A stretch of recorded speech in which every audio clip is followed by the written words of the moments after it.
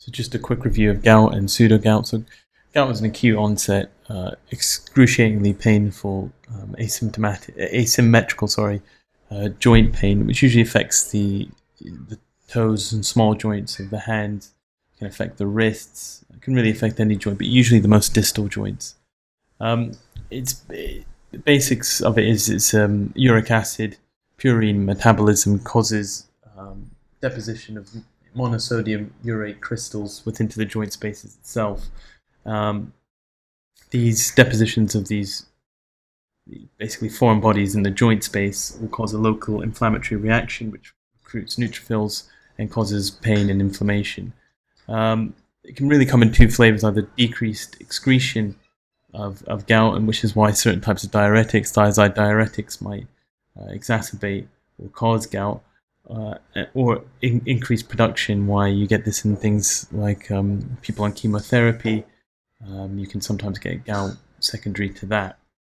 So the differential diagnosis is with any hot, swollen joint, you usually need to aspirate it, and you stick a needle in it. Not too much damage can be done through sticking a blue needle into most joints, as long as it's done in aseptic technique, and it's a native joint, so there's not a joint replacement or anything like this. And the aspirate will classically come back as negatively bioinfringement needle-shaped crystals, and that's diagnostic of gout. Obviously, you send it off for everything, like a gram stain, to make sure there's nothing growing in it. Usually, the lab can tell you pretty quickly that it's going to be gout. So, in the acute stages, indomethacin, which is a COX inhibitor, would be the treatment of choice, and colchicine, which binds the tubulin and inhibits microtubular polymerization, is also a good thing. And colchicine also works by interrupting neutrophil migration. It has anti-inflammatory properties.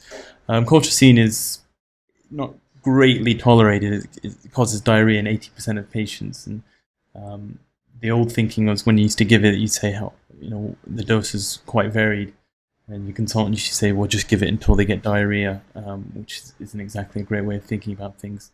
Other things you can give would be steroids, but indomethacin and small 5-day courses of non-steroidal anti-inflammatories is a pretty safe bet. Allopurinol, which is a xanthine oxidase inhibitor, which will obviously decrease the amount of uric acid that you have. It's a good idea. It's a prophylactic measure, but it shouldn't be given acutely, as it can exacerbate an acute flare-up. And pronecobide can be used to increase uric acid excretion in the urine itself. So really, sometimes you just treat every patient the same, but the way you should also do it is to do a 24-hour uric acid and find out which people are under and over secretors. If someone is under secreting, then probeconide could be a good idea to up their secretion. But if they're secreting ample amounts already, then really you should be using other things like allopurinol, which is xanthine oxidase inhibitor, and that will prevent gouty flare-ups in the future. Pseudo-gout is obviously a differential diagnosis to gout when you have a patient, but it usually affects larger joints. So pseudo-gout is classically in the knee. Roughly 50 to 60% would be in the knee, and then the shoulder.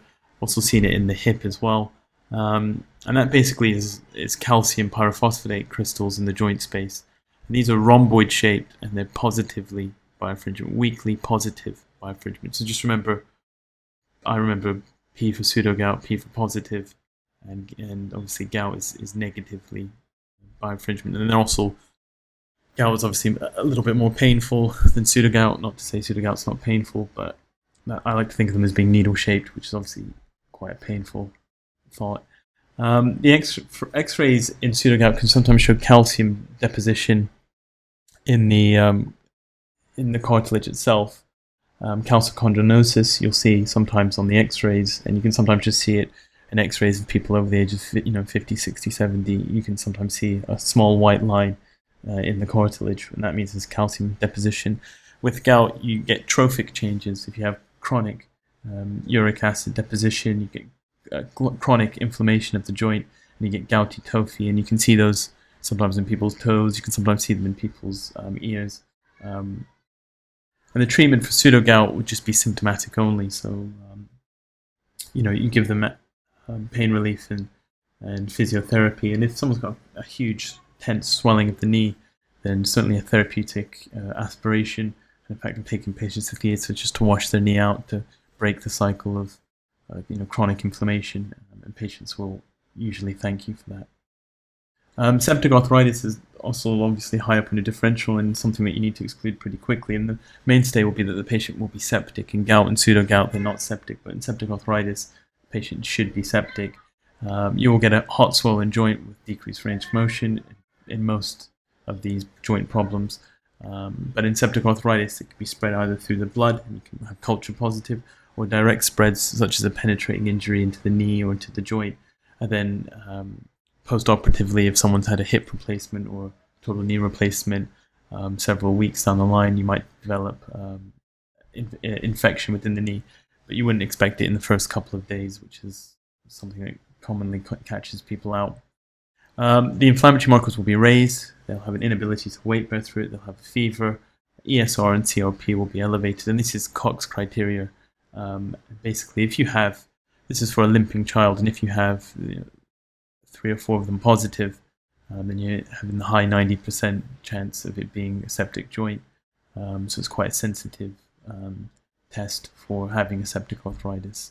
And the main pathogens will be Staph aureus, Strep A, Group A Streptococcus rather, and gonorrhea, Neisseria. Gonorrhea will be high up on the top 3. Staph aureus making up the lion's share of them, but obviously there's different pathogens depending on patient demographics and profiles.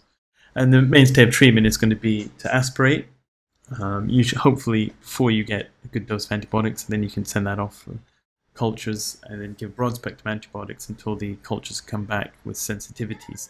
If the knee is infected and you aspirate it and it comes back gram stain, it's positive, that patient will need a washout of his knee in theatre, and then you'll have to think about long-term antibiotics, whether or not they need a PICC line for intravenous antibiotics.